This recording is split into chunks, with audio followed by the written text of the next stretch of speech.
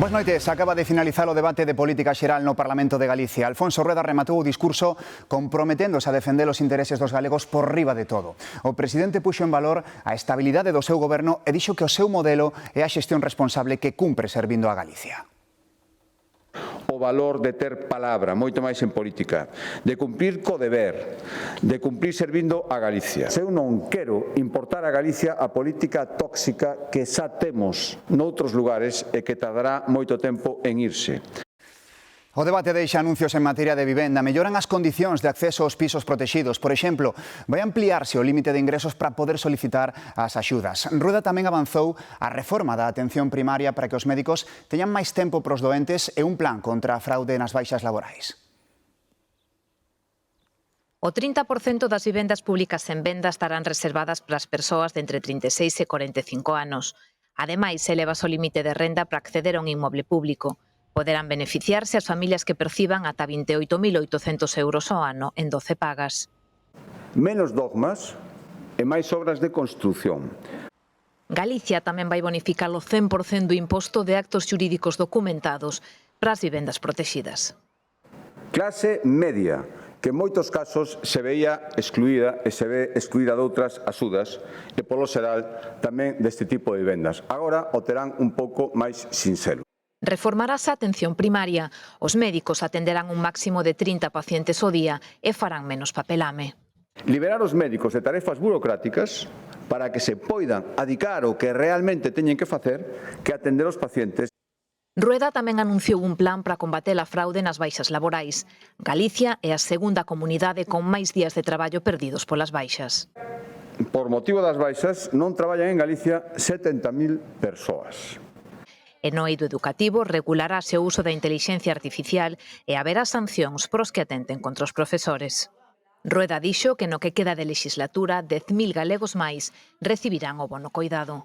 Este mesmo ano Galicia vai acadar a cifra 12.000 dependentes atendidos. O presidente do Goberno galego tamén anunciou axudas para que os concellos de menos de 20.000 habitantes accedan con máis facilidade a programas europeos de desenvolvemento. O debate co BNG foi árido. Ana Pontón acusou a Rueda de debilitar a Galicia. Chamouno presidente do estancamento. Alfonso Rueda respondeulle que está desconectada da realidade, Gloria.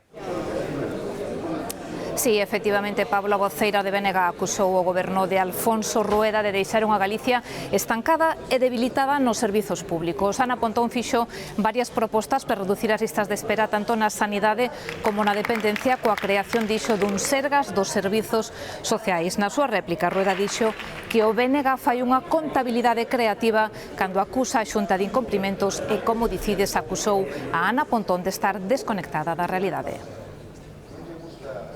O que temos é ao presidente do estancamento.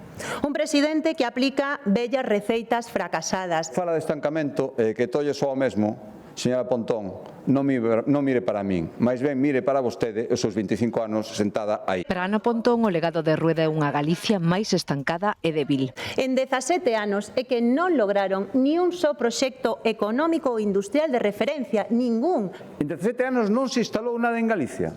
Está bastante máis desconectada da realidade do que parece, e parece bastante. O presidente reivindicou a aposta por sectores como a defensa ante o escenario internacional. Resulta éticamente moi difícil de asumir que vostede insinúe que neste contexto hai que aproveitar a oportunidade de negocio. Me gustaría que fora un día a empresas como Urovesa, a empresas como Navantia, a decir que os gastos de defensa hai que abolilos e que hai que pechar o que lle dá o pan a miles de traballadores. Tira puxa a conta tamén da xestión do Servizo de Axuda no Fogar. Vostede dilapida millóns de euros en publicidade, pero ten o SAF deliberadamente colapsado porque quere cargarse este servicio. Sabe cal é dos tres partidos que gobernan municipios quen privatizou máis servizo de asistencia no fogar? O Bloque Nacionalista Galego, señora Pontón. E pola política fiscal. Menos pelotazos fiscais e máis educación pública. Que tome nota os contribuintes de que se algún día teñen ocasión, o primeiro que deben facer é recuperar todas as baixadas que nos instauramos e probablemente subilos moito máis. Filosofía BNG en estado puro. Cos socialistas galegos houbo discrepancias en vivenda, economía e tamén en infraestructuras. José Ramón Gómez Besteiro criticou a falta de rumbo do goberno galego e Rueda acusouno de ignorar as súas propias propostas, Gloria. Si Pablo Gómez Besteiro referiuse a Rueda como un presidente sen rumbo nunha Galicia dixo que avanza por inercia. Besteiro denunciou a escaseza de vivenda e tamén a falta de profesionais tanto na educación como na sanidade. Pediulle á Xunta unha posición clara con respecto á guerra no Oriente Medio. Na súa resposta, Rueda lembroulle que o Goberno galego, que Galicia xa está cofinanciando esas políticas postas en marcha polo Executivo Central. Rueda acusou a Besteiro de estar ao servizo de Pedro Sánchez. Besteiro e Rueda só coincidiron en facer un diagnóstico de país distinto. Por eso teño que decir hoxe con toda claridade que non é aceptable unha presidencia sen rumbo. Vostede non se quere enterar, ou está outras cousas, ou está aquí en corpo, pero non en alma, xa non é o meu problema, señor Besteiro. A vivenda foi un dos principais puntos de desencontro. Os socialistas abogan polo modelo das zonas tensionadas, pero lembralle Rueda que non funciona e pon como exemplo a Coruña. Ferramentas para baixar os precios hainas. As zonas tensionadas, por exemplo, pero prefiren bloquealas. Unha disminución brutal das vivendas ofertadas en alugueiro. E vostede sigue defendendo simplemente porque é un dogma. A gratuidade da AP9 das autoestradas galegas tamén tivo o seu sitio no debate. O socialismo galego seguirá reivindicando como gran prioridade que esta autoestrada sexa gratuita na súa totalidade. Comprometeuse a gratuidade da AP9. E agora di que se sigue comprometendo, pero non sabe cando vai ser. Menudo compromiso, señor Besteiro. A visión de país de socialistas e populares transcendeu o debate para acabar coándose nos lemas. Señor Rueda, insisto, non ten modelo, o que si ten é unha marca. A marca de Galicia, caridade. Caridade, que non confundir con calidade. Queremos exportar a Galicia calidade, esa que vostedes ridiculizan porque non entenden nada, cada día entenden menos. A tirapuxa co portavoz do Grupo Mixto, Armando Ojea, xirou arredor da provincia de Ourense. Ojea asegurou que a Xunta préstalle pouca atención. A min me parece que vostede está sempre máis pensando no litoral, nas empresas, nas cadenas empresariais ligadas ao mar que no interior. A miña obriga é ter unha visión global de Galicia. Dicíalle que a carga orzamentaria é moito maior do que falaba vostede. En infraestructuras tamén. Estamos facendo infraestructuras moi potentes. Ahora mismo, por darlle a cifra, no orzamento do 2026 hai 40 millóns de euros só en infraestructuras para Ourense.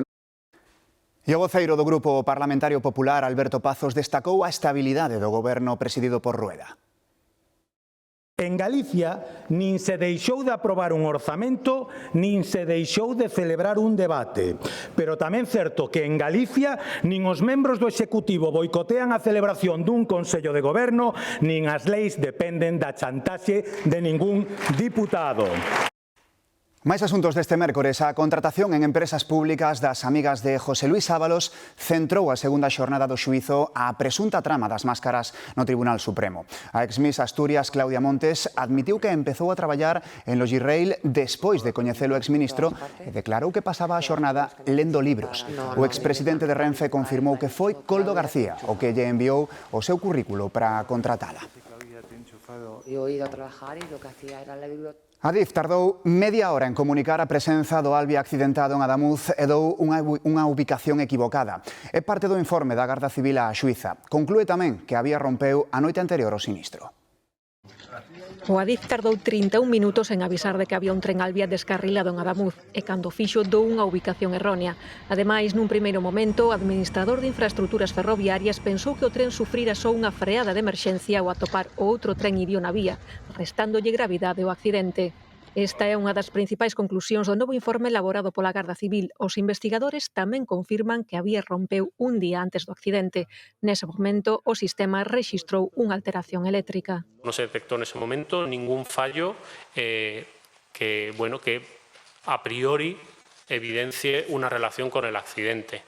Isto era o que dicía o Adif uns días despois do sinistro en que morreron 46 persoas. A Garda Civil indica que o sistema non lanzou ningunha alerta tras detectar a incidencia porque non o configuraron para eso. O informe dos investigadores coñécese horas despois de que as vítimas se reuniran co presidente do Adif. No se responsabiliza de ninguna de los asuntos de los que le achacamos a Adif.